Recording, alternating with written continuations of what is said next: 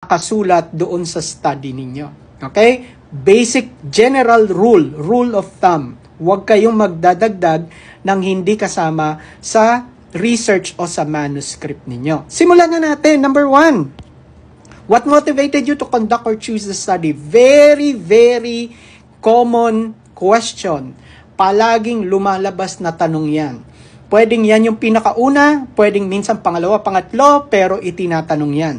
Ano ang naging dahilan at ito ang pinili ninyong research? Ito ang pinili ninyong problema. So, pwede nyong sagutin yan sa pamamagitan ng pagpunta. Sabi natin kanina, di ba? Dapat kahit papano, alam niyo yung iba't ibang bahagi ng research ninyo. Pumunta lang kayo doon sa rationale of the study ninyo. Nasaan yung rationale of the study? Rationale of the study is located at the last paragraph of the introduction. Ano ang laman ng rationale of the study? The reason. Nakasulat doon sa paragraph na yon.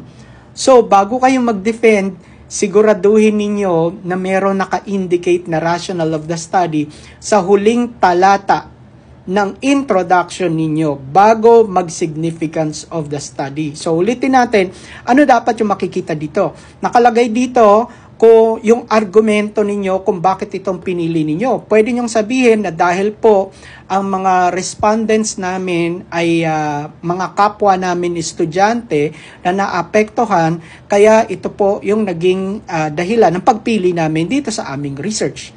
Pangalawa, pwede nyong sabihin dahil napapanahon po itong problema na ito, kaya ito po yung pinili namin.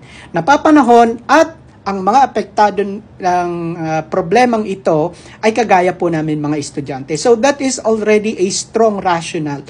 Malakas na dahilan na yon para sabihin niya na, okay, good. That is a